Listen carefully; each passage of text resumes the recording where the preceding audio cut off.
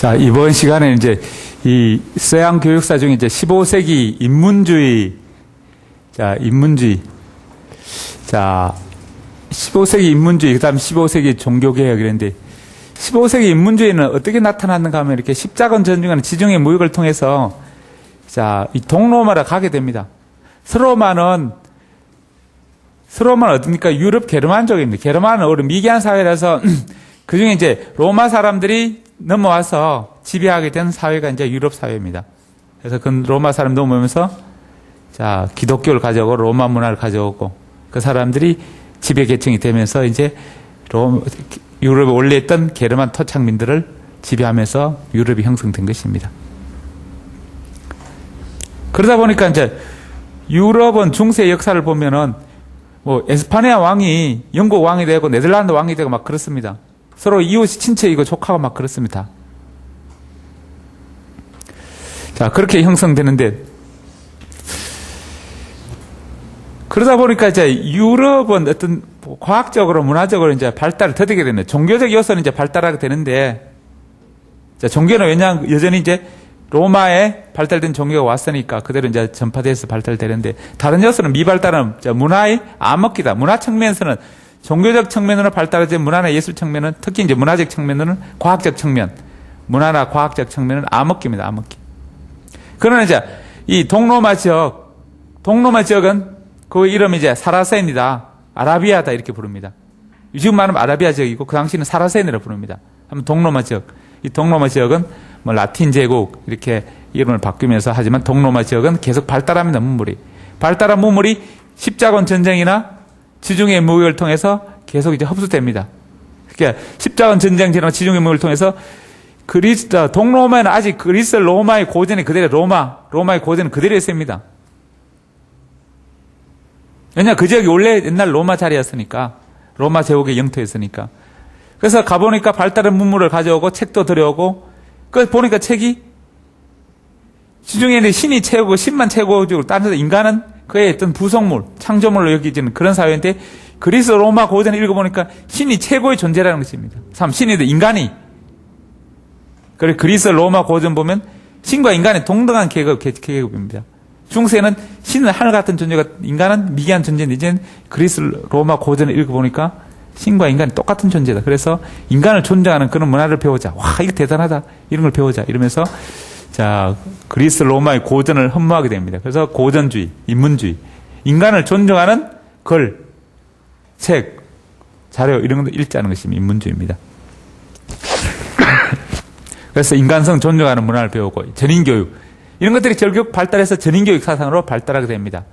그래서 신보다 개인을 강조하는 개인주의, 신의 초자연적인 그런 존재보다 일단 자연현상, 눈에 보이는 가시적 자연현상을 다시 강조하게 됩니다. 그래서 추상적 세계에서 다시 구체적 세계로 유행이 내려오게 됩니다. 그래서 여기서 더 내려오는 것이 어디? 실학주의입니다. 실학주의. 더 실제적 삶을 강조하는 것이 실학주의입니다. 그래서 자유교육이 뭡니까? 고전을 통해서 교양교육입니다. 그리스 로마 시대였던 귀족들이 자 강조했던 그런 교양교육을 부활하자 이렇게 이야기합니다. 자, 다른 말로 자유교육 부활은 교양교육 부활입니다. 신중심했던 종교교육이 아니라 교양교육.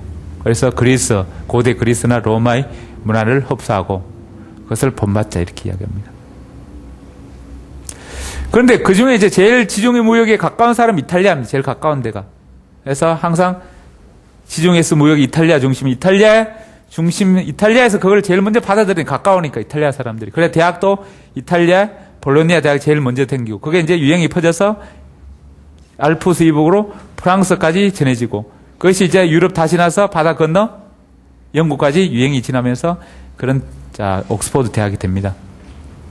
제일 먼저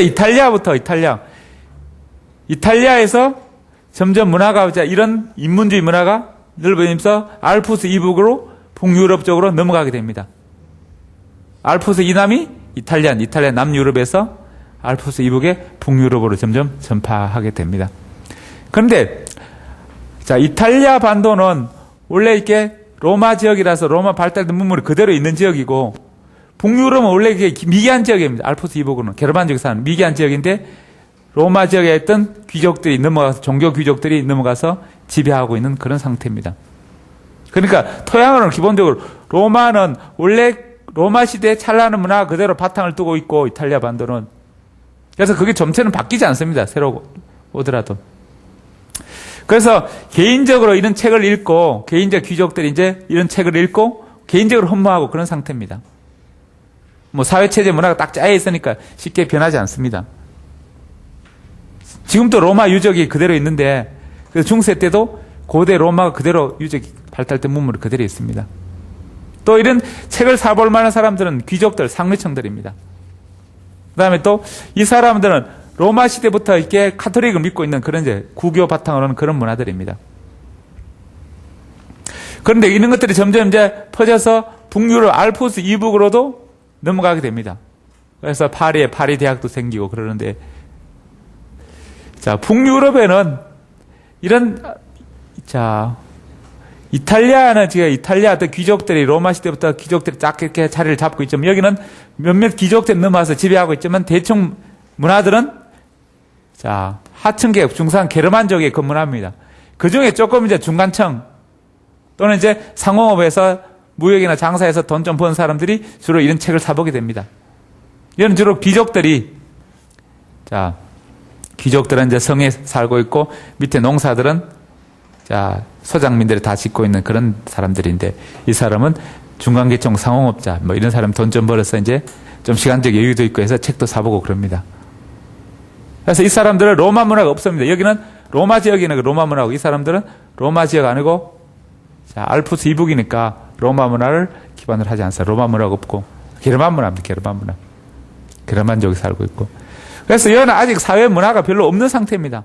그냥 미개한 상태, 그 상태니까 뭔가 새로운 이런 기풍이 들어와서 이제는 사회를 바꾸자. 뭔가 새로운 찬란한 거 나오니까 뭔가 바꿔보자 해서 사회적, 사회개혁, 사회에 적용하고 뭔가 이런 새로운 사회를 만들어보자. 이런, 자, 요소로 나타나게 됩니다. 여기는 이제 찬란한 문화니까 뭐 새로 가져가자. 그거 별 차이 없다. 이렇게. 그래서 별로 문화가 또는 제도적으로 바뀌지 않고 개인적으로 그냥 흠모하는 상태고, 이 사람은 사회 전체 어떤 사회 변화로 연결됩니다. 그래서 이쪽을 개인적 인문주의, 이쪽으로는 사회적 인문주의, 다른 말로 사회개혁으로 연결되는 사회적 인문주의입니다. 그것이 한 걸음 더 나아가 사회만 바꿀 것이 아니라 종교까지 바꾸자. 종교까지 새로 사카랍자, 새로운 종교로 하자. 이렇게 하는 것이 종교개혁으로 16세기 나타납니다. 자, 중세 후기부터 이제 교황의 세력이 점점 약화됩니다. 약화되면서 그 중에 일부가 반발하는 세력이 나가서 교회도, 거기 대학을 만들고. 그 다음에 이런 이제 장사하는 사람들이, 농노들이 도망가서 이제 어디로 가느냐? 도시로 나가서 장사하게 됩니다. 원래 그 사람들은 농사의 예속민들, 영주에 예속돼서 교황이 있고 교황 밑에 영주에 그 영주 밑에 예속돼서 농사 짓고 11조 꼬박꼬박 바치고 있는 그런 사람들이었습니다. 그런 사람들이 도망가서 도시에 가서, 도시에 가면 누구는 어디서 온지 모릅니다. 그래서 저희들끼리 모여서 장사하게 됩니다. 장사해서 그 사람들이 모인 곳이 타운이 되고 도시가 됩니다. 그래서 도시국가가 만들어집니다. 그래서 그 사람들은 교황의 세력이, 교황이 옛날 같으면 추노꾼을 동원해서 그냥 다 잡아갔는데 교황 힘이 없으니까 그냥 방치된 상태입니다. 저희들끼리 모여서 그냥 장사하고. 그게 자치도시가 됩니다. 자치도시. 교황의 세력에서 타치받지 않는 자치도시. 아까 자치대학이 생기고 자치도시가 생깁니다. 그런데 이제 그런 교황의 힘이 생기니까 영주 중에 또 반발하는 영주가 나타나면서 자기 이제 왕이라고 칭합니다. 왕이라고. 교황 옛날에는 이제 힘이 세니까 끔찍 못하고 있던 귀족들이, 알아서 기던 귀족들이 이제 자기 나름대로 나는 왕이다 이렇게 큰 소리 치면서 왕을, 점점 세력을 확대해서 이제 국가로, 왕에서 국가로 되게 됩니다. 그러면서 이런 사회 변화를 맞춰서 이제 우리 지역에 있는 우리 영주, 보통 영주는 성이 이렇게 뭐 좀 많은 데는 5개, 6개, 7개 이렇게 큰 지역을 다스리게 됩니다. 그 사람 왕을 하면 내 영토, 왕토 안에 있는 사람들은 나의 교육을 받아라. 나의 교육은 뭔가, 이제는 교황을 추종하지 말고 왕에게 충성하라. 이런 내용을 가르치게 됩니다. 그래서 공교육을 강조하게 됩니다. 그래서 이 지역에, 내 지역에 있는 사람은 무조건 내가 만든 학교에 와서 교황이 만드는 교회 가지 말고 내가 만든 학교에 와서 강제로 와서 자, 내식의 교육을 받으라. 결국 나한테 충성하라는 내용입니다. 왕에게 충성하라. 이런 내용입니다. 돈 없으면 못 간다. 그러면 공짜로 해줄 테니까 와서 배워라. 이렇게 이야기합니다. 그래서 이 종교개혁 하면서 이제는 만드는 새로운 종교가, 새로운 기독교가 신교입니다. 구교는 귀족 중심으로 해서 점점 부패해 가니까 새롭게, 진짜 그건 잘못된 종교다. 그건. 자. 그러면서 교회 헌금만 많이 내면 천국 가는 것이 아니고 신앙을 통해서 제대로 된 신앙을 해야 된다. 봐라. 성경에는 그렇게 돼 있지 않느냐, 성경. 중세까지는 성경은 신학교 뭐 일반 민중들은 성경을 보지 못했습니다. 그냥 미사 드릴 때 신부가 읽어주면 그것만 알았지. 왜냐하면 그 중세 고대 사회는 누구나 책을 볼 수 있는 그런 사회는 아닙니다. 책이나 필사본인데 그 신학자들 그런 사람이 이제 필사해서 이렇게 예배할 때 보고 읽고 그냥 갖다 놓고 이랬습니다. 일반 민중들은 그런 책을 보지도 못하고 또 살 돈도 없고 책 하나 하려면 그 당시에는 이렇게 필사해서 파피루스나 가죽, 비단 이런 데 해서 다 적어야 되니까 뭐 그 살 돈도 없고 적을 또 시간도 없고 그러니까 대부분 이제 그냥 듣는 것 정도만 했습니다. 그런데 15세기 되면서 이제 구텐베르가 활자를 발견하면서 이제 성경을 막 찍어냅니다, 이제. 그러다 보니까 부자들뿐만 아니라 중산 하층 계급도 이렇게 사보게 되면 성경. 야, 성경을 봐라. 이렇게 성경에 이렇게 너희들 구교하는 것처럼 그렇게 돼 있지 않다. 믿으면 바로 천국 간다고 돼 있다. 헌금 안 내도 뭐 천국 간다. 착한 일 많이 안 해도 믿기만 하면 천국 간다. 이러면서 신교가 만들어지기 시작합니다. 그런데 성경을 찍어놨는 사람들이 성경 읽을 수가 없습니다. 읽을 수 없습니다. 그러니까 읽기를 가르칩니다. 읽고 서기. 읽기 가르치면 서기도 가르치고. 그래서 이런 사람들을 통해서 여기서는 읽고 서기. 주로 읽고 서기 교육하는 것이 뭔가 초등교육입니다. 초등교육. 하층계급 중심으로 초등교육하고 거기다가 이 사람들은 하층계급은 먹고 사는 문제에 관심이 있으니까 하층계급은 먹고 살아야 되니까 아까처럼 하층계급들은 직업교육, 직업 이런 것도 초등교육, 읽고 서기도 가르쳐주고 자 직업교육도 해줍니다. 그래서 실업교육, 직업교육 이런 것들을 하면서 읽고 서기 하면서 성경 읽게 만들고 성경 읽어보니까 이 구교 잘못됐네. 제대로 못하고 있는 게 이 신교가 제대로 된 걸 하면서 신교 쪽을 자 하면서 신교는 결국 종교를 선포하기 위해서 읽고 서기를 가르치니까 종교개혁인 동시에 교육개혁이 됩니다. 종교도 전파하고 교육도 가르치고 이렇게 하게 됩니다. 그러나 로마 중심이었던 구교들을 여기 신교 사람들이 이제 신교에 자꾸 신교는 그러면 읽고 서기 한 모국어를 가르치고 하게 됩니다. 여기는 이제 애들이 대부분 이제 공장에 나가다 집에 일하다 농사 짓다가 이제 뭐 집 좀 여유가 있으면 옵니다. 어떤 애들은 15세 오고 7세도 오고 9세도 오고 제각각 오게 됩니다. 그래서 이제 처음 오는 애들은 무조건 1학년, 20세, 25세, 30살 때 무조건 오면 1학년, 그 다음 2학년, 3학년 이런 식으로 합니다. 구교는 이런 귀족 중심이나 상급 중심이라서 대부분 이제 집에서 가정교사 이렇게 배우고 있다가 나이가 딱 되면 학교 옵니다. 7세면 딱 오고 8세 오면 9세 딱 6세 딱 나이가 되면 오는. 그래서 여기는 연령별 학급 1학년 7세 반, 8세 반, 9세 반, 10세 반 이런 식으로. 얘는 1학년, 2학년, 3학년, 4학년 이런 식으로. 그래서 얘는 학년별 구분하고 얘는 연령별로 반편성이 됩니다. 왜냐하면 문화적 토양이 다르기 때문에. 그런데 여기는 대부분 이제 집에서 가정교사 귀족들은 집에서 이제 뭐 보모나 이런 거 해서 읽고 서기는 대부분 배웁니다. 뭐 유언마나 보모 다 가르쳐주니까. 결국 여기는 교육의 중심이 중등교육, 중등교육. 읽고 서기 세마기는 다 집에서 해오니까 얘는 집에서 가난한 사람들이니까 집에서 뭐 유모 보모도 없습니다. 그냥 엄마들이 가르치는 엄마들이 공장 일하고 농사 지러 가고 하니까 가르칠 기회 없으니까 학교 와서 초등교육을 배우는데 여기는 초등교육 읽고 서기는 집에서 다 하니까 교육의 중심이 중등교육 됩니다. 그런데 여기는 이제 초등교육 읽고 서기 세마기는 뭐 그냥 동네 아줌마 아무나 이제 시간 여유 있는 아줌마가 와서 가르치면 됩니다. 그래서 자 여교사 동네 이제 아저씨들은 다 일하는 농사지로 가고 공장에 가고 집에 노는 아줌마들 와서 애들을 읽고 서기 가르칩니다. 그래서 여교사가 나타나기 시작합니다.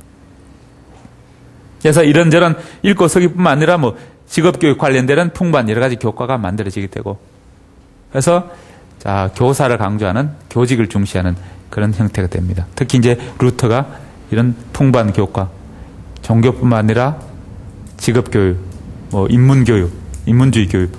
이거 북유럽의 인문주의, 사회적 인문주의니까 다양하게 가르치자. 특히 이제 여교사가 좋은 여교사 가르치자. 여기는 중등교육은 아무나 동네 아줌마 아무나 가르칠 수 있는 정도는 아닙니다.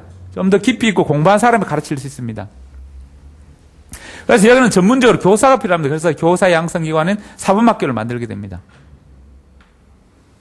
근데 아무나 동네 아줌마가 가르칠 수 있는 정도가 아니니까 좀 더 깊이 이제 가르쳐야 되니까 교사 양성 필요하게 되고 사범학교가 만들어집니다. 그래서 구교에서 사범학교를 만들게 됩니다. 사범학교. 결국 아까 이런 사범학교들이 어디서 발달하는가 아까 이렇게 고급 문답학교 이런 것이 점점 발달해서 이런 왜냐하면 이 구교 기독교에서 예비 문답학교 있고 고급 문답학교 있으니까 이 고급 문답학교가 좀 업그레이드돼서 사범학교로 만들어지게 됩니다. 그러니까 여기는 이제 중등학교니까 중등학교는 이 라틴어를 공동으로 쓰는 요즘 말하는 우리 중학교 영어 가르치듯이 중학교는 라틴어 중심이고 그래서 이쪽 구교들은 자 라틴어 중심으로 고전 중심으로 가르치고 여기는 생활 중심으로 가르치게 됩니다.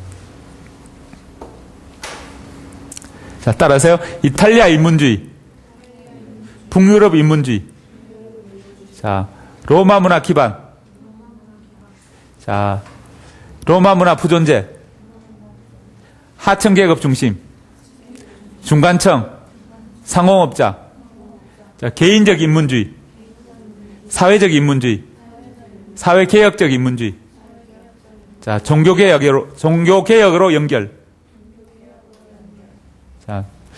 자, 귀족 중심, 자, 구교 중심, 신교 중심. 자, 여기는 인문주의는 뭔가 새로운 것을 바꾸자는 주장입니다. 바꾸자는 주장이니까 구교는 그대로 유지하자. 전통 종교 그대로 믿자는 주의니까 이 인문주의자, 이탈리아의 개인적 인문주의자는 종교를 싫어합니다. 종교를 반대합니다. 그런데 이쪽의 인문주의는 새로운 변화를 추구하는 그런 사회들. 그러면 이 북유럽의 문화도 또는 북유럽의 사람들 종교는 신교입니다. 새로운 종교를 바꾸자는 것입니다. 다 새롭게 바꾸자는 주의니까 이 종교는 북유럽의 종교는 신교라서 새롭게 바꾸자는 주장이니까 인문주의 새롭게 변화하자는 그런 주장하고 서로 일치됩니다. 그래서 자, 북유럽의 사회적 인문주의는 종교를 존중하는데 개인적 인문주의는 종교를 반대합니다. 그래서 인문주의는 진보주의고 구교는 보수주의고 이 신교는 진보주의고 인문주의는 진보주의. 그래서 여기는 신교는 진보주의, 인문주의, 진보주의니까 서로 통하는 것입니다. 통하니까 서로 존중하는 것이고 여기 구교는 보수주의고 인문주의는 진보주의입니다. 그래서 서로 맞지 않으니까 서로 비판하는 것입니다.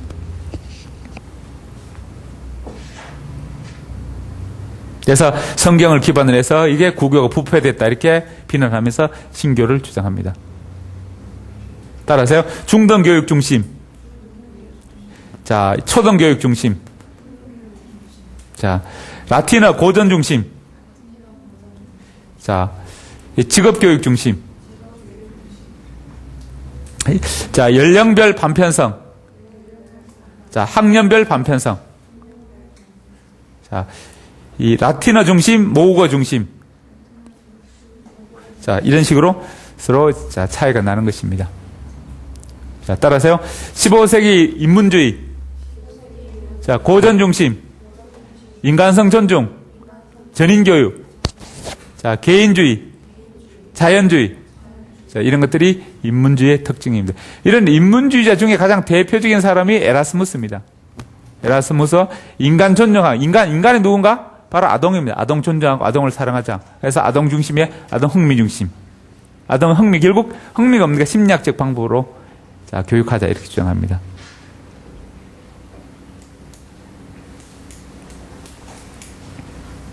자 따라서 에라스무스 자 아동을 사랑, 자 흥미 중심 방법, 자 심리학적 방법 중시.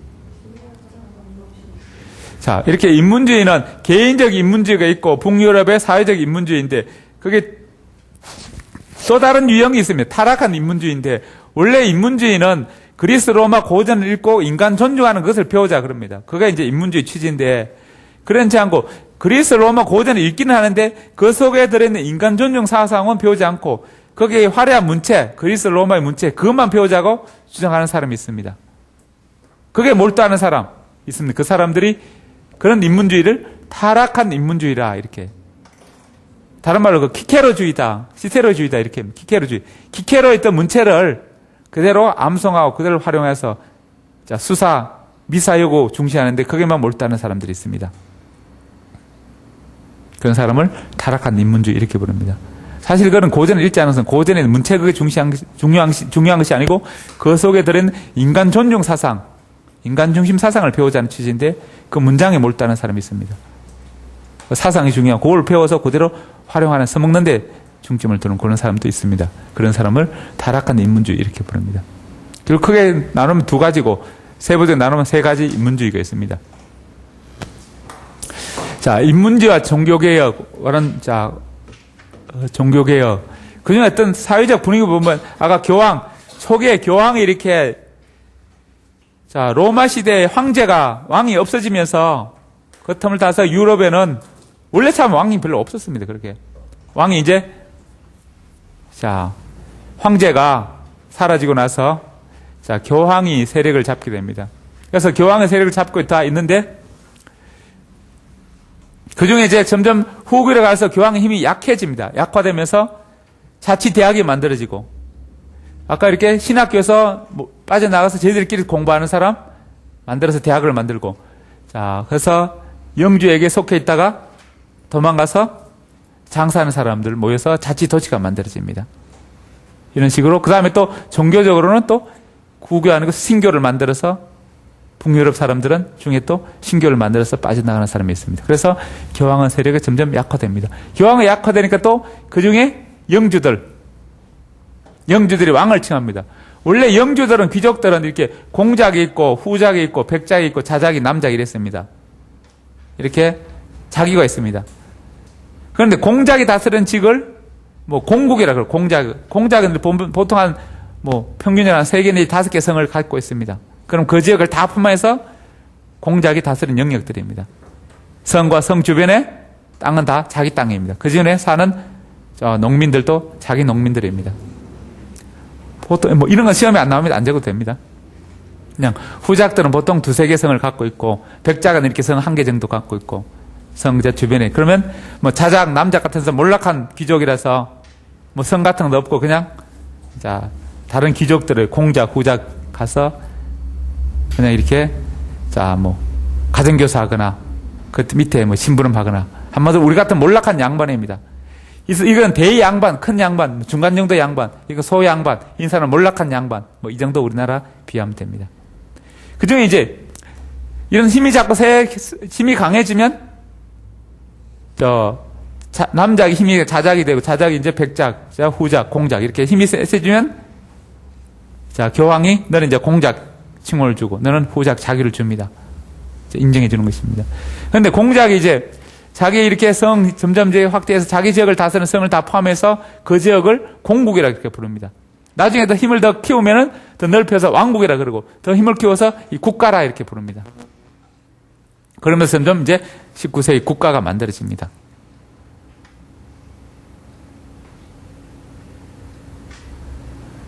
자, 원래 이제 지금 예를 들어 네덜란드 같은 네덜란드 전신에 이제 오렌지 공국입니다. 오렌지 공국. 오렌지 이름이죠. 오렌지 공작이 다스리는 지역을 오렌지 공국이라고 불렀습니다. 그게 오렌지 공국이 나중에 이제 이름을 네덜란드라고 이렇게 국가 이름을 짓게 됩니다. 홀랜드 지었다가 홀랜드 지었다가 네덜란드를 이렇게 뭐 짓게 됩니다. 그래서 이런 식으로 점점 국가가 이제 이름을 칭하게 됩니다. 그런데 이런 왕들이 점점 이제 왕을 칭하면서 이 대부분 기존에 했던 교황들 영역에서는 교황에 추종하거나 교황의 영역에 힘이 미치는 직은 여전히 이제 교회에서 교육을 하게 됩니다. 그런데 이제 그 내용은 교황에게 충성하는 그런 내용입니다. 교육 내용은 주로. 그런데 왕은 이제 자기네 이제 왕국을 칭하면서 자기 영역 안에 있는 사람들은 자, 나한테 와서 나의 교육시설 와서 교육받으라. 그래서 나한테 충성하는 내용을 배워라. 이렇게 주장합니다. 그래서 그런 걸 법령을 만든 것이 교육령입니다. 교육에 관한 법령, 교육령입니다. 구교를 믿지 말고 신교를 믿으라. 그 다음에 교회에 가지 말고 내가 하는 왕이 하는, 국가가 하는 학교 와서 교육 배워라. 이게 공교육입니다. 국가 하는 교육이 공교육입니다. 그걸 법령으로 만든 것이 의무교육입니다. 교황은 가르친 내용을 예를 들어 뭐 창조론을 가르치면 신이 인간을 창조했다. 그러면 이 사람은 교황의 세를 억압해야 되니까 왕들은 뭐라고? 진화론 이런 걸 가르칩니다. 인간은 신이 창조한 것이 아니라 원숭이에 진화했다. 그러니까 교황한테 충성할 필요 없고 왕에게 신을 믿을 필요 없고 왕에게 충성하라. 이렇게 이야기합니다. 이런 이제 교육령을 반포한 최초, 뭐 여러 하지만 최초로 고타 교육령이 있습니다. 독일 지방의 고타주에 고타 영주가 교육령을 반포하면서 이 고타 지역은 다 나한테 교육을 받아라 이렇게 왕이 만든 학교에 와서 교육을 받아라 이렇게 교육령을 반포하게 됩니다. 그래서 독일과 문화들은 대부분 이제 미국과 좀 달라서 중앙 집권화, 중앙에서 다 하는 경향이 갑니다. 중앙 집권화. 이 강한 힘을 강조하기 때문에 중앙 집권화 강해서 국가나 왕이 모든 교육을 구체적인 세부 사항까지 다 타치하고 감독하게 됩니다. 그래서 이 고타 교육령은 세부적 규정까지 다 들어 있습니다.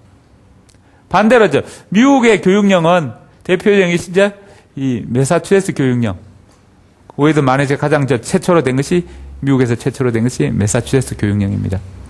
이 교육령은 교육 자체가 미국사는 지방 분권합니다. 미국이 처음 만드는 이유가 영국 왕의 독립에서 자치적으로 하기 위해서 만든 것입니다. 그래서 자치적 요소, 그걸 강조합니다. 지방 분권화 성향이 강해서 원칙 규정, 교육령에는 원칙 규정만 있고 세부적 사항은 하위 단체에서 학교나 뭐 교육위원회에서 알아서 하도록 이렇게 위임되어 있습니다. 그래서 똑같은 교육령이지만 약간 특성이 다릅니다. 그래서 고타 교육령은 자세한 규정까지 들어있고 미국 교육령은 원칙만 들어있습니다. 그래서 사실 명령이니까 하부 법령이니까 세부적 사항까지 들어있어야 되는데 미국 것은 그냥 원칙적인 내용만 들어있다 해서 헌법적 성격이 강하다 이렇게 이야기합니다.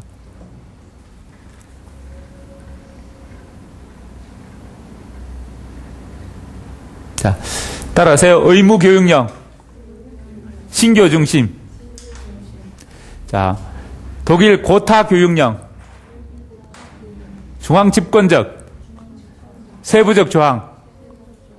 미국 매사추세츠 교육령, 지방 분권적, 원칙적 규정. 자, 이런 특성을 담고 있습니다. 그 다음에 다시 이 17세기 실학주의로 들어가는데, 자, 아까 15세기 인문주의, 16세기 종교개혁, 17세기 실학주의인데, 결국 5세기에서 15세기까지 중세는 신앙을 강조하고, 신을 강조하고, 그래서 믿음을 강조합니다. 한마디로 이렇게 믿음이나 감정입니다. 지식이 아니라 감정. 감정을 강조하니까 주정주의입니다. 감정을 강조한다 해서 주정주의.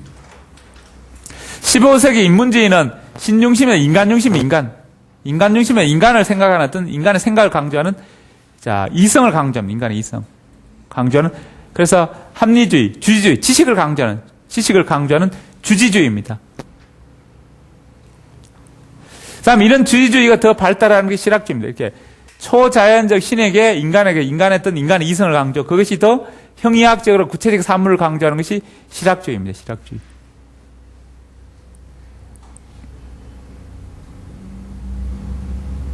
그 다음 시대에 가면 18세기 계몽주의로 갑니다. 근데 18세기, 15세기, 16세기, 17세기 인간의 어떤 이성 합리주의를 강조한다면 18세기는 반대로 다시 또 감정을 강조하는 주의입니다. 그래서 감정을 강조하는 시대에서 이성을 강조하는 정의적 요소에서 지적 요소, 다시 정의적 요소를 강조하는 시대로 점점 바뀌게 됩니다. 아직 18세기 초기 계몽주의까지는 아직 지식을 강조하는 주지주의입니다. 주지주의. 그래서 감정을 반대하는 반감정주의고, 감정을 하는데 국가주의, 우리 국가끼리 충성을 강조하는 충성은 그 감정입니다. 감정을 그래서 국가주의, 민족주의, 우리 민족끼리 똘똘 뭉치자. 감정 강조하는 민족주의. 우리 역사끼리 하자. 역사주의. 이걸 반대합니다. 자, 국가주의, 민족주의, 역사주의, 이걸 누가 주장하는? 왕. 아까 교황을 반대해서 왕이 자기네 영역, 우리끼리 여기는 폴란드니까 폴란드 왕국이고, 폴란드 역사, 폴란드 민족, 우리끼리 이렇게 하자. 이렇게. 그런 하는 왕들의 우리끼리 하자는 이런 한마디로 왕의 분파주의입니다. 그 전까지는 유럽은 교황 아래 위아더 월드, 우리는 다 교황 아래 다 형제가 하나다 이렇게 생각했는데 왕들이 나오면서 폴란드 왕, 영국 왕, 독일 왕 하면서 왕들이 나오면서 자기 지역끼리 이렇게 따로따로 찢어집니다. 그래서 이런 국가주의, 민족주의, 역사주의가 나오게 됩니다. 그래서 교황이 약해지고 왕의 힘이 생기면서 교황의 권한은 어디서 나오는가? 신에게 준 신이 준 하나님이 베드로를 통해 주고 베드로의 받은 권한을 계속 이어받은 것이 교황입니다. 이제 교황의 힘이 약해지면서 왕들도 자기 이제 왕이나 생각하면서 그러면 나의 권한은 어디서? 나도 왕의 권한도 신에게 받은 것이다 하면서 주장하는 것이 왕권 신수설이다.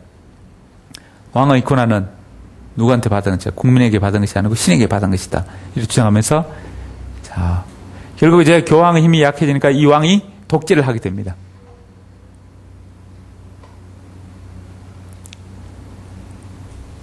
따라서 중세, 주정주의, 감정중시, 15세기 인문주의, 주지주의, 이성존중. 이런 것들이 15세기, 16세기, 17세기, 18세기 초기까지 그런 형태로 가게 됩니다. 따라서요, 반감정주의, 반국가주의, 반민족주의, 반역사주의. 이런 것들이 계몽주의의 특징들입니다. 그중 이제 17세기, 인간의 이성을 생각하면 근데 실제 눈에 보이는 건 중요하다. 그래서, 이 실학주의가 나오게 됩니다. 실학주의는 실용성을 강조하는, 한번 현실 적합성, 실제 생활에 적합하고 실제 생활에 도움 줄 때 가치 있다. 이렇게 봅니다. 그래서 실제 생활에서 얻어지는 실제적 지식. 인문주의는 어디서? 고전을 통해서, 고전에 나오는 지식이 진리다. 이렇게 봤는데, 우리나라 조선시대 같으면 사서삼경, 이런 데 서적에서 나온 지식이 진리다. 이렇게 보는 성리학에서 실제 생활에서 진리를 찾자는 실사구시학문, 실학이 나오게 됩니다. 마찬가지로 유럽에서는 인문주의, 고전주의에서 17세기 실학주의 오면서 실제 생활에서 진리를 구하자. 고전의 진리가 있는 것이 아니라 중세는 성경의 진리, 신의 말씀의 진리인데 15세기 인문주의는 고전의 진리가 있다. 17세기는 실제 생활에서 진리가 있다. 이렇게 봅니다. 그래서 실제적 지혜를 강조합니다. 그래서 직접 이렇게 만져보고 느끼면 감각적 경험을 강조합니다. 그래서 경험론. 그래서 귀납법이나 직접 경험해보는 훈련, 습관 이런 것을 강조하게 됩니다. 그런데 실학주의에도 초기에는 고전적 실학주의입니다. 고전.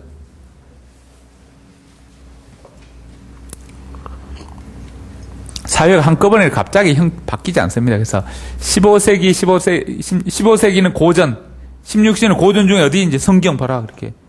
그래서 이 책을 강조했는데 17세기 초기에는 고전적 실학주의에서 고전 들어있는 그걸 그냥 고전만 있으면 안 돼. 그걸 실생활에 적용해야 된다. 그래서 고전적 실학주의가 물론 사회개혁적 실학주의로 나타나게, 사회개혁적 인문주의. 한마디로 사회적 인문주의가 점점 업그레이드 된 것이 고전적 실학주의입니다. 고전을 강조하는 실학주의 중에 고전을 강조하는. 한마디로 고전을 강조하는 인문주의 요소가 강한 것입니다. 인문주의 요소 중에 사회적 요소가 들어있는 것이 사회적 인문주의입니다. 그래서 이탈리아 인문주의가 사회적 인문주의로, 사회적 인문주의가 고전적 실학주의로 이렇게 나타나게 됩니다. 그래서 고전을 실생활에 적용하자는 것입니다. 이 고전적 실학주의를 다른 말로 인문적 실학주의, 인문주의 영향을 받은 인문적 실학주의 이렇게 부릅니다. 이것이 한 걸음 더 나가서 이제는 고전의 진리가 있는 것이 아니라 사회생활의 진리가 있다. 사회생활의 진리가 있다는 이런 의미로, 그래서 이런 것을 사회적 실학주의 부릅니다. 사회적 실학주의. 사회생활 경험에서 진리가 나온다 이렇게 봅니다. 이 사회적 실학주의를 한 걸음 더 나아간 것이 감각적 실학주의. 사회생활 경험 중에서 뭐 듣고 다른 사람 들었고 이런 것들 아니 직접 자기 손으로 자기 체험으로 만져보고 느껴보고 직접 체험한 것이 진리다 이렇게 봅니다. 그런 것들이 감각적 실학주의, 감각적으로 확인된 것, 그것이 진리다 이렇게 봅니다. 그 다음에, 자, 이것을 다른 말로 과학적 실학주의다 부릅니다. 그래서 실학주의도 3단계로 나눠집니다. 인문적 실학주의, 사회적 실학주의, 과학적 실학주의.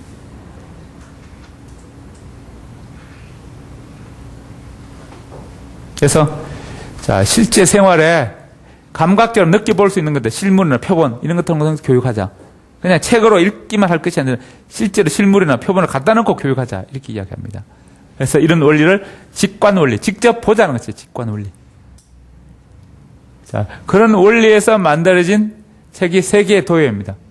코미누스가 만든 세계의 도예. 세계의 신기한 사물을 그림으로, 그림도자, 그림으로 모아놓은 책이다.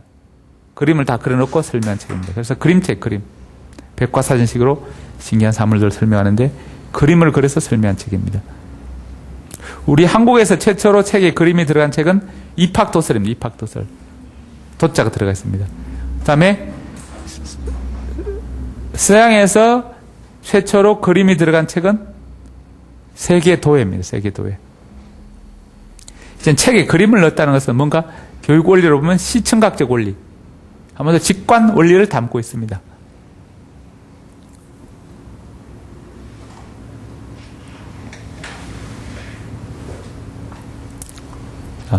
따라서 17세기 실학주의. 자, 17세기 실학주의. 자, 실용성 강조. 현실 적합성 강조. 자, 실제적 지혜 강조.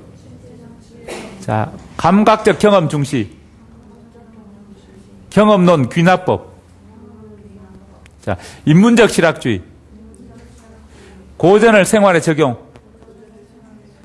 자, 사회적 실학주의. 자, 감각적 실학주의. 사회적 실학주의. 직관 원리. 자, 세계도예. 자, 실물 표본 중시. 그래서 처음에는 이제 진리는 고전에 있다. 고전을 생활에 적용하면 된다. 그냥 이게 인문적 실학주의라면, 다음에 진리는 고전에 있는 것이 아니라 생활 속에 있다. 생활 경험, 체험 이런 것을 강조하고, 그 중에서 생활 체험 중에서도 생활에서 체험해서 다 진리가 아니고 그 중에 감각적으로 구체적으로 체험하고 익히고 확인할 수 있는 것만 진리다 이렇게 봅니다. 다 공통적으로 어떤 실생활을 강조하는 점에서 실학주의입니다. 이 실학주의자 대표적인 사람이 이렇게 로커, 베이컨, 코미뉴스 이런 사람이 있습니다. 아까 베이컨 같은 사람은 경험론, 귀납법 이런 것을 강조하는 사람들이고, 로커 같은 사람은 삼육론, 지덕체 골고루 교육하자. 지덕체 골고루 다양한 경험을 통해서 인간을 발달시키자 이렇게 이야기합니다.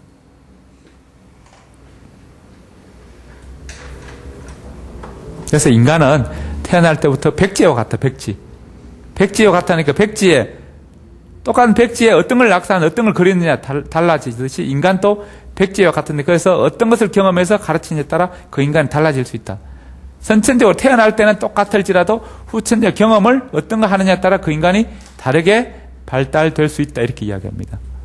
그래서 어떻게 교육하느냐 달라질 수 있다. 교육 만능설을 주장합니다. 그래서 교육을 통해서 인간의 어떤 능력을 길러진다 해서 능력 심리학입니다. 능력 중에 어떤 능력? 공통의 능력. 공통 능력. 공통 능력이면 공통 형식입니다. 어떤 지식의 공통 형식. 그게 뭔가 기억력. 기억력 좋으면 세상 여러 가지 사물들 다 기억 잘할 수 있게 됩니다. 추리력, 분석력. 분석력 뛰어나면 여러 가지 잘 분석해낼 수 있고, 추리력 뛰어나면 여러 가지 추리력 잘할 수 있으니까 결국 교육을 통해서 추리 능력, 기억 능력, 분석 능력 뭐 이런 것을 교육하자는 것이 능력 심리학입니다. 그래서 인간은 다양한 경험을 통해서 습관 훈련을 길러지고, 이런 걸 통해서 습관 훈련, 습관 반복 훈련에서 인간의 어떤 기억 능력, 추리 능력 길러질 수 있다는 것입니다. 우리가 신체 단련하면 계속 근육을 발달시키면, 발달된 근육이 발달되면은 뭐 축구, 농구, 야구, 배구 다 잘할 수 있는 것입니다. 마찬가지로 운동하기 위해서 기초 체력 집중하듯이 학문에도 바로 이렇게 기억력, 추리력, 분석 이런 능력, 기억 능력, 분석 능력, 추리 능력, 한마디로 이런 정신 능력을 키워주는 것이 가장 바람직한 교육이다 이렇게 보는 것이 능력 심리학입니다. 다른 말로 형식 도야설, 공통의 형식을 단련시키자. 공통 형식이 뭔가? 머리의 근육에 해당하는, 신체의 근육처럼 머리의 근육에 해당하는 기억력, 추리력, 분석력 이런 것이다. 이렇게 이야기합니다. 다른 말로 정신 능력이다. 개개의 사실이 중요한 것이 아니라 그걸 처리할 수 있는 정신 능력이 중요하다. 그래서 정신 능력, 그걸 기르자는 것이 능력, 심리학, 형식, 도야설입니다. 이건 심리학적으로 보면 능력의 능력, 인간의 정신 능력을 주로 연구하는 심리학이라 해서 능력, 심리학 이렇게 부르고, 이것은 교육학 측면에서 공통 형식, 여러 사실의 공통 형식이, 공통되는 형식이 정신 능력이니까 정신 능력을 도야시키자. 이렇게 이야기합니다. 이걸 다른 말로 형식 도야설 또는 정신 도야설 이렇게 부릅니다.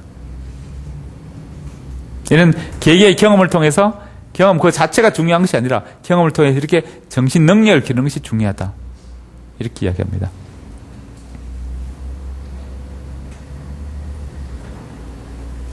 따라서요.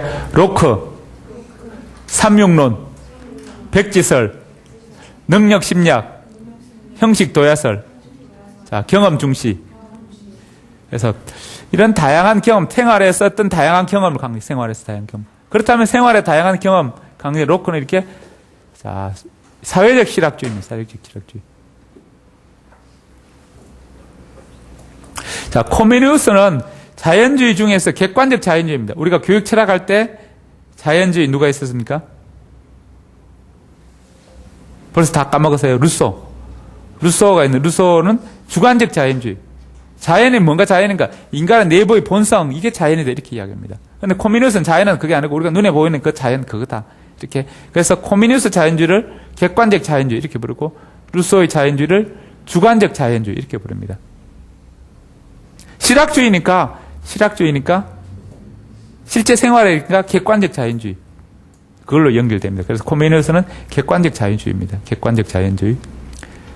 이 객관적 자연이라는 것은 바로 우리 눈에 보이는 가시적 자연입니다. 눈에 보이는 자연. 그래서 자연 질서에 순응하자. 그래서 자연 질서에 순응하는 것이 바람직한 교육이고 자연스러운 교육이다. 그런 원리를 합자연의 원리. 교육은 자연의 순리에 맞아야 된다. 이렇게 주장합니다. 그럼 순리에 맞기 위해서 발달 단계별로 초등학교, 중학교, 고등학교 각 단계별로 교육해야 된다. 그 단계에 맞게. 그래서 연령별로, 단계별로 이렇게 자연 질서에 맞게 교육하자. 그래서 구체적인 것부터 추상적인 것으로, 쉬운 것부터 어려운 것으로.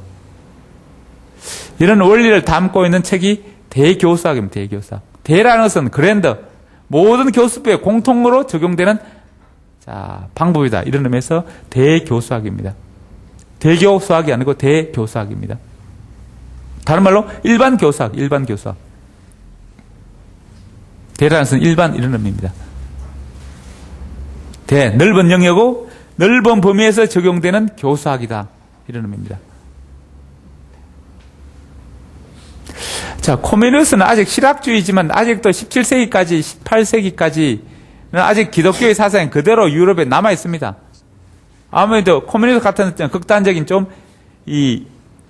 실제 생활에 강조하는 그런 사람일지라도 그 전체적인 기반은 아직도 종교적 요소가 남아 있습니다. 그래서 교육의 목적은 종교의 목적 천국 그대로 인정하고 있습니다. 그래서 천국을 강조하는, 형이상을 강조하는 이런 측면에서 어떤 신플라톤주의다 이렇게 부르기도 합니다. 플라톤은 형이상 세계를 강조합니다. 그런 요소가 여전히 코미니우스까지 남아 있습니다. 그런 것을 형이상 세계를 강조하는 어떤 신비주의 요소도 아직도 남아 있습니다. 그래서 완전히 이렇게 종교적 요소에서 벗어난 것은 19세기 갔어야 이런 것에서 벗어날 수 있게 됩니다. 아직 15세기 인문주의 16세기 종교개혁으로 교황의 힘이 약화되었지만 그대로 사람들의 의식 속에는 이 중세 사람들의 의식 속에는 아직도 여전히 신에 대한 개념이 남아 있습니다.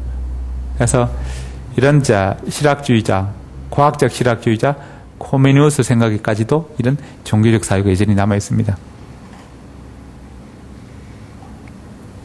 자, 이 아까 코미니우스의 원래 세계도회에서 어떤 직관 원리를 담고 있고 시청각 원리를 담고 있습니다. 이렇게 세계의 신기한 사물들을 백과사전식으로 이렇게 다 정리해서 아이들에게 가르치려고 합니다. 이런 것을 범죄학이다. 범은 넓게, 지식을 넓게, 폭넓게 가르치자는 주의입니다. 범죄학적 입장이고 모든 사람에게 모든 지식을 골고루 다 가르치자는 이런 생각을 갖고 있습니다.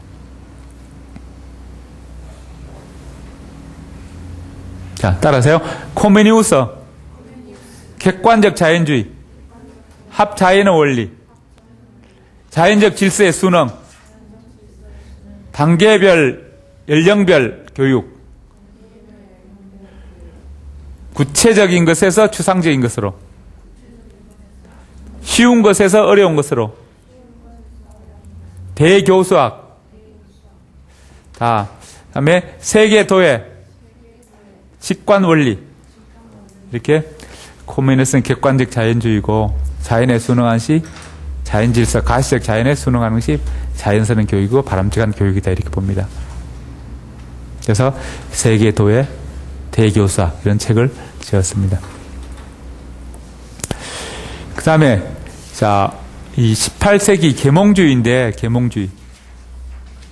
계몽주의는 아까 이렇게 18세기 초까지는 아직까지 주지주의, 지식적 요소가 계속 남아 있습니다. 지식적 요소가 남아 있는데, 그래서 자, 지식적 요소가 남아 있어서 이 이성을 강조하는 이성주의, 합리주의, 주의주의가 18세기 초까지, 그래서 감정을 강조하는 반감정주의입니다. 근데 이런 풍토에 반대해서 18세기 자, 중반에 나타나는 것이 이제 자연주의입니다. 한마디로 감정을 반대하는 반감정주의에서 감정을 중시하는 감정주의, 주정주의. 감정이니까 스스로 감정을 느끼고 생각을 얻어서 생각을 논리적으로 생각해서 지식을 터득하는 것이 아니라 또는 생각의 이야기를 듣는 것이 아니라 직접 감정을 통해서 감각적으로 얻게 되는 감정을 강조합니다. 느낌. 스스로 느껴서 스스로 알 수 있도록 하는 것입니다. 그래서 스스로 느끼도록 하는 감정을 통한 교육, 주정주의 교육을 강조합니다. 그래서 중세 때 종교 중심, 믿음 그것도 감정이고 여기서 18세기 자연주의도 감정입니다. 그래서 감정을 강조하는 주의, 자, 자연주의가 나오게 됩니다. 이 자연은 자연에 맞춰서 자연스러운 교육이다. 자연. 그럼 자연스러운 교육이 뭔가 인간의 본성에 맞는 것이 자연스럽다 이렇게 이야기합니다. 그래서 17세기 코메니우스하고 18세기 루소는 생각이 좀 다릅니다. 똑같이 자연을 중시하지만 자연의 의미가 좀 다릅니다. 그래서 루소가 말한 자연은 인간의 본성, 다른 말 자연성입니다. 자연스러운 것, 자연성. 이 자연스러운 인간의 내부의 자연스러운 본성이 저절로 나타난다는 것입니다. 저절로 흥미로 나타난다. 그러니까 인위적으로 주입할 필요 없고 아이들이 저절로 발달할 수 있도록, 저절로 발현될 수 있도록. 코메니우스는 이렇게 발달되는 겉으로 나타나는 모습에 중시했다면 루소는 그 발달의 내면에 어떤 힘인 자연성, 본성 이런 것을 중시하는 것이 루소입니다. 그래서 루소는 주관적 자연주의, 코메니우스는 무슨 주의? 객관적 자연주의. 그래서 교육에 대해서도 소극적 교육. 인위적으로 주입하려고 하지 말고 인위적으로 인간을 만들려고 하지 말고 저절로 발달되도록 기다리자 이렇게 이야기합니다. 그래서 인위적으로 교육하는 학교 교육 이런 것들 자, 경시하고 생활 중심, 저절로 이렇게 느끼도록 하는 생활 중심 교육을 강조합니다. 그래서 이 인간의 내부의 본성, 자연성 이걸 강조합니다. 원래 이런 인간 태어날 때부터 착한 본성을 갖고 태어납니다. 그러니까 그걸 그대로 발달되도록 도와주면 되고 인위적으로 사회에 때묻은 지식, 사회 지식을 주입할 필요는 없다는 것입니다. 그래서 인간은 원래 태어날 때부터 착한 본성 태어난다는 것입니다. 그래서 성선설입니다. 이 착한 본성 어릴 때 태어났을 때 그대로 착한 본성을 가장 많이 갖고 있는 사람은 어른보다 아이들입니다. 아이들은 착한 본성 그대로 많이 갖고 있습니다. 그래서 아동 중심 교육. 어른의 생각보다 아동의 생각이 더 바람직하다 이렇게 봅니다. 아동. 그다음 사회에 때묻지 않는 원시적 야인. 한번 순수한 시골 사람. 시골에는 자, 야인. 원시적 야인. 원시적으로 아직 사회에 때묻지 않는 시골 그대로 사람들. 이런 사람들 가장 이상적인 사람을 봅니다. 때묻지 않으니까 착한 시골 사람들. 이런 사람들입니다. 그 중에 또 어른들보다 아이. 도시 사람들보다 아이, 사회생활을 많이 해서 때묻은 사람보다 사회생활 안 해서 순수하게 그대로 남아있는 사람, 그런 사람. 원시적으로 남아있는 원시적 야인, 이렇게 표현합니다. 그래서 어른보다 아이, 순수 태어날 때 모습 그대로 많이 갖고 있는 이런 사람이 가장 이상적인 인간의 대립입니다. 그래서 이런 루소의 18세기의 주관적 자연주의가 19세기의 페살로제로 연결됩니다.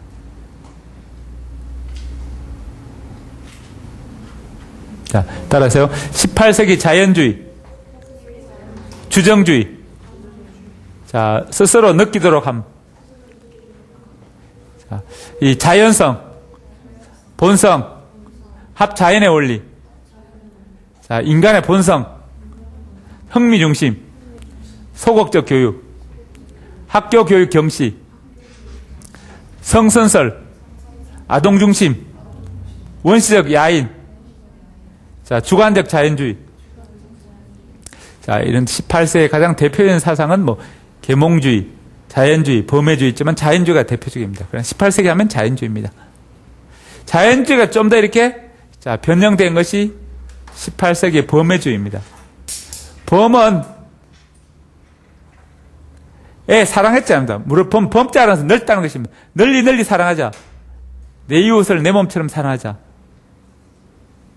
자, 모두 다 사랑하래. 이런 것이 모두 다 넓게 사랑하자. 범회주의. 그 대표적인 사람이 누군가? 바제도는 사랑의 실천하기 위해서 범회학교.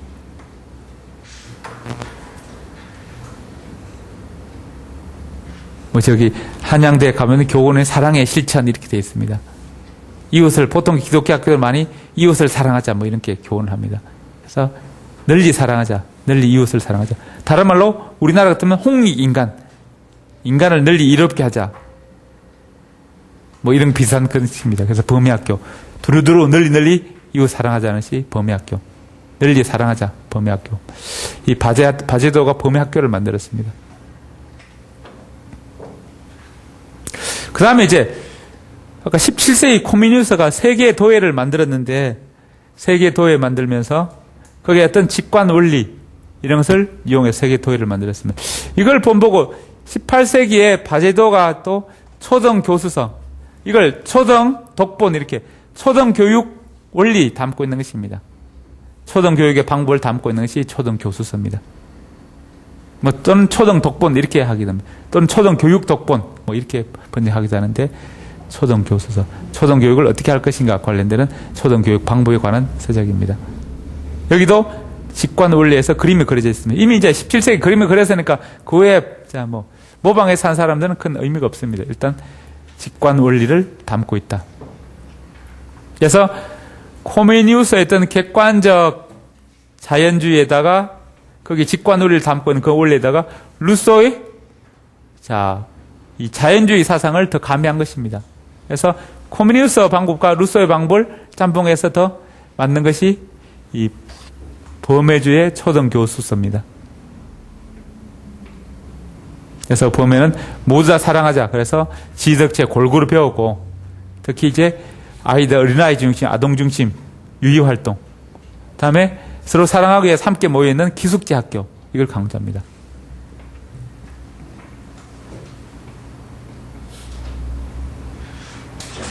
자, 따라서 18세기 범회주의.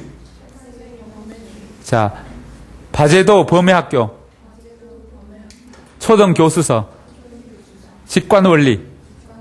기숙제 학교. 유의중심. 해서 아동유의 아동흥미. 결국 루소의 아동흥미 중심을 이렇게 실현시키기 위해서 게임, 유의중심 이런 걸 하고 지덕체 골고루 해서 골고루 배우고 또 골고루 이웃 사랑하자. 결국 이런 사상들은 이 루소 사상과 그 전에 코미니우스의 사상, 두루두루 널리 범죄학적 사상이 그대로 포함된 것입니다.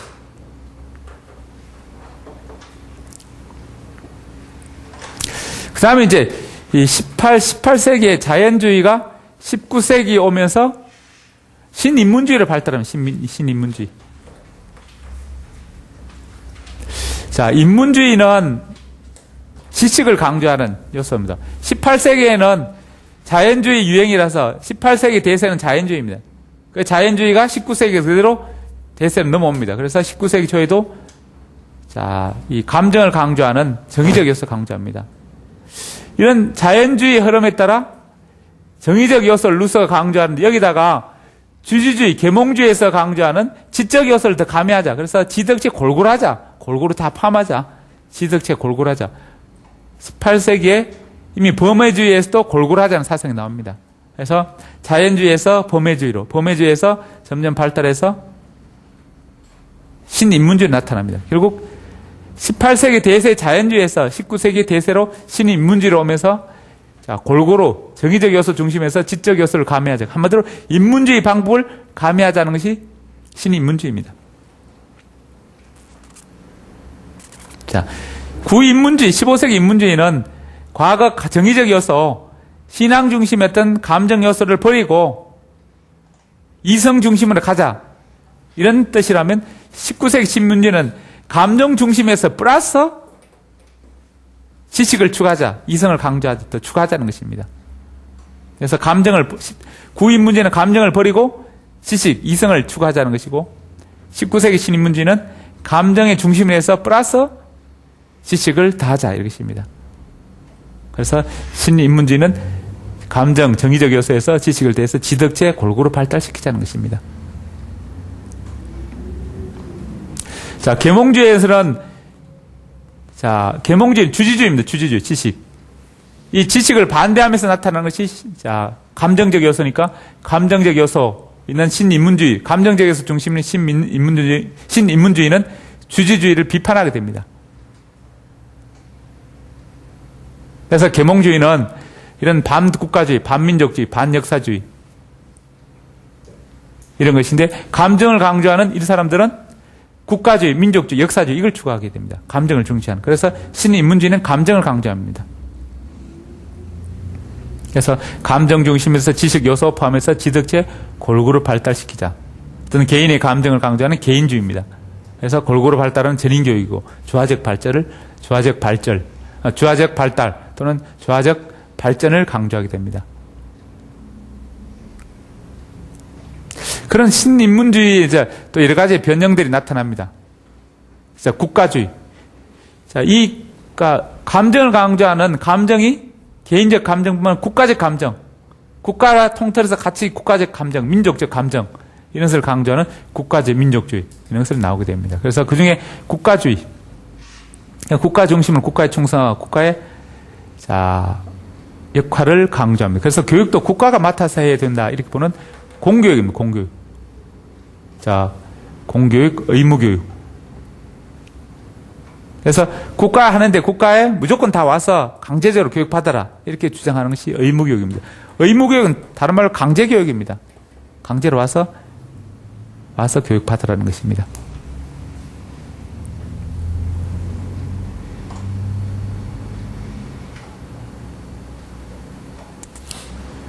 자, 이 국가주의 사상 대표적인 사람은 독일의 이제 피테 같은 사람, 피테는 독일 국민에게 고함 이렇게 해서 국민에게 고해서 뭐라고 하냐면 교육 바꾸자, 교육 개조론. 민족 공동체식으로 똘똘 뭉치자 이렇게 이야기합니다. 이 당시 19세기는 어떤 상황이냐면은 지난 시간에 이야기한 것처럼 1789년에 18세기 말에 프랑스 대혁명이 일어납니다. 대혁명 시민들이 농민들이 일어나서 왕을 몰아내고 그 당시 왕은 왕권 신수술에 입각해서 독재를 하고 있는데 계몽주의 입각해서 시민들이 들고 일어나서 이 계몽주의 입각해서 시민들이 들고 일어나서 농민들이 들고 일어나서 왕을 몰아내고 공화정을 만듭니다. 공화정을 만드는데 그 틈을 타서 공화정 시민들이 복작복작하고 있는데 나폴레옹이라는 놈이 나타나서 군대를 끌고 와서 다 짓밟아버립니다. 그러고 나서 자기가 황제라고 칭합니다. 그래서 시민들이 막 반대합니다. 데모하고 그러니까 그걸 무마하기 위해서 자 이웃 독일과 전쟁을 치릅니다. 그래서 군대를 끌고 독일로 침공하게 됩니다. 사람들 다. 그래서 시민들이 나폴레옹에 대한 비판의 여론을 무마시키기 위해서 독일과 전쟁합니다. 갑자기 독일은 느닷없이 이렇게 얻어맞게 됩니다. 독일에서 독일은 참패하게 되니까 그 당시까지 독일은 이렇게 강한 민족이라 생각하고 있었고 프랑스는 문약한 예술을 좋아하지만 약한 그런 민족으로 생각했는데 갑자기 군대를 끌고 들어오니까 독일은 준비하지 않은 상태에서 그냥 뒤통수 맞아서 망하게 됩니다. 그러니까 망한다보다는 초토화됩니다. 그래서 이래서는 안 되겠다 해서 독일의 피테가 국민들을 설득해서 우리 국가주의로 뭉치자. 같이 교육받고 국력을 받아서 같이 국가로 똘똘 뭉쳐야 된다. 국가 중심으로. 그래서 국가주의, 국가 중심을 똘똘 뭉치자는 국가주의를 강조합니다. 그래서 기존의 어떤 계몽주의처럼, 계몽주의는 뭡니까? 개인주의입니다. 이는 자 개인의 이기주의를 버리고 국가에 충성하고 국가에 봉사하고 하자는 민족 공동체 중심으로 민족에 충성하고 국가에 충성하자는 것입니다. 이기주의 교육을 버리고 국가 충성주의로 교육하자는 것입니다. 왜냐하면 국가 가면 국가에서 국가에 충성하는 교육합니다. 국가에는 공교육하자. 이런 것으로 연결됩니다. 그래서 충성주의, 민족주의를 강조합니다. 그 다음 미국 사람 대표인 호레이스만 같은 사람도 국가주의, 국가에서 자 교육해야 된다. 미국에서 처음에는 이제 영국에서 나가서 지방자치적으로 이렇게 합니다. 그래서 처음에 7개 주에서 13개 주로 이렇게 다 지방정부가 정권을 잡게 됩니다. 그럼 19세기 이제 오면서 원래 이제 1640년대에 정확히 1620년에 이제 필그림 파드 청교도들이 처음 가서 1642년에 매사추세츠 교육령이 반포되면서 그 다음에 1774년부터 76년 이때 전쟁을 통해서 자 영국으로 독립합니다. 독립전쟁. 그래서 76년에 자 7월 4일 날 독립을 선포하고 독립하지만 아직도 자치정부로 이렇게 있습니다. 13개 지방정부가 있는데 다음 19세기 말에 되면서 연방정부가 만들어진 연방정부. 뭔가 지방정부로는 전쟁이나 이런 걸 잘 못하니까 한걸음 힘을 결집하려는 연방정부가 생기면서 국가정치를 뭉쳐야 된다. 그래서 공교육을 주장하게 됩니다. 그래서 연방정부가 생기면서 후레이스만 같은 사람이 자, 이 국가 중심, 국가주의를 주장하게 됩니다. 그래서 국민의 교육받을 권리, 기본권이다. 누구나 교육받아야 돼. 그 교육은 누가 해야 되니까 교회에서 해주는 것이 아니라 국가가 해준다. 국가에 오너라. 이렇게 이야기합니다. 그래서 공립학교를 만들어서 그 전까지는 사립학교, 교회에서 설립하는 사립학교. 미국 청교도들이 가서 청교도는 기독교들이 제일 먼저 교회를 만들고 그 옆에 학교를 만들었으니까 사립학교입니다. 근데 국가에 만드는 공립학교를 만들고 국가 교육을 강조하게 됩니다.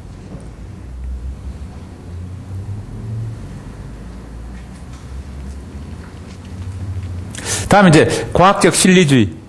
자, 이래 계몽주의처럼 주지주의 지식을 영향을 받은 과학적 실리주의. 한마디로 실학주의가 더 업그레이드된 과학적 실리주의입니다. 그래서 신인문주의는 지덕체 골고루 하자니까 또는 지적 요소를 강조하는 그런 하나의 측면. 전체적으로 보면 신인문주의 계열의 영향을 받은 것이고 조금 차이롭게 이렇게 국가주의, 과학적 실리주의 이렇게 나타납니다. 그래서 19세기 가장 대세는 신인문주의입니다. 감정 중심으로 지덕체 골고루 발달하자는 주의고 과학적 실리주의는 좀 지식을 강조하는 그런 측면입니다. 19세기의 과학적 실리주의, 스펜서 같은 사람. 한마디로 실학주의 중에서 과학적 실학주의가 더 업그레이드해서 발달된 것이 과학적 실리주의입니다. 자, 이런 것들이 신인문주의, 국가주의, 과학적 실리주의가 19세기 사상의 대표적인 것이고 18세기는 계몽주의, 자연주의, 범회주의 이런 것이 있는데 그 중에 가장 대표적인 것은 자연주의. 18세기 대표는 자연주의, 19세기 대표는 신인문주의 이런 것들입니다. 자, 따라하세요. 19세기 신인문주의, 전인교육, 자, 지덕체 조화적 발달, 국가주의, 공교육, 의무교육 중시, 독일 피테, 국민에게 고함, 교육 개조론, 민족 공동체의식, 미국 호레이스만, 자, 교육은 기본권, 공립학교 설립, 과학적 실리주의, 스펜서, 자, 이런 사람들이 이제 19세기 생각들입니다. 자, 뭐, 좀 쉬었다가 계속 수업할게요.